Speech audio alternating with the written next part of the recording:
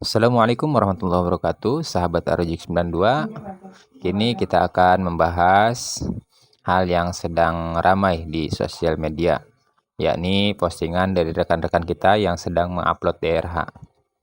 Ini adalah tentang ASN. ASN terbagi menjadi dua. Yang pertama adalah PNS dan yang kedua adalah P3K. Dan yang pertama adalah PNS. PNS adalah pegawai negeri sipil yang seleksinya dilakukan secara umum. Jadi semua masyarakat bisa mengikuti seleksi CPNS tersebut dengan sesuai kriteria yang sudah ditentukan. Dan P3K adalah pegawai pemerintah dengan perjanjian kerja.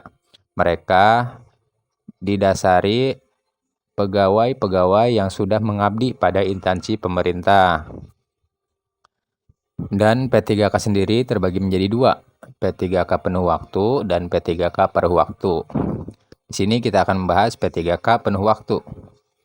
P3K penuh waktu adalah pegawai honorer yang sudah melakukan tahapan seleksi dan lulus pada seleksi tersebut. Di sini P3K sendiri ada dua tahapan seleksi. Yang pertama adalah pegawai honorer yang sudah terdata pada pangkalan database BKN diikutsertakan pada seleksi tahap pertama. Dan yang kedua adalah pegawai yang sudah mengabdi pada instansi pemerintah dengan masa kerja minimal 2 tahun. Dan di tahun 2024 ada aturan yang menetapkan bahwa tidak boleh lagi instansi pemerintah mengangkat pegawai honorer. Lantas dilakukan seleksi tahap kedua.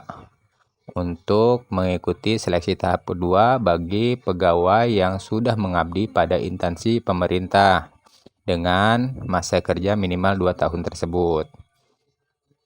Jadi yang sekarang sedang ramai mengupload DRH adalah rekan-rekan kita yang tidak lulus seleksi di tahap pertama dan rekan-rekan kita yang mengikuti seleksi tahap kedua. DRH sendiri yakni adalah daftar riwayat hidup untuk dasar pembuatan nomor induk pegawai dan mengubah status honorer menjadi ASN. Akan tetapi untuk penggajiannya masih ditetapkan oleh daerah sesuai dengan apa yang mereka dapatkan saat ini. Cuman statusnya menjadi aparatur sipil negara. Dan berikutnya akan diangkat sesuai dengan penilaian kinerja mereka masing-masing. Mungkin itu aja yang bisa kita sampaikan. Semoga bermanfaat dan apabila ada kekurangan mohon koreksi di kolom komentar. Assalamualaikum warahmatullahi wabarakatuh.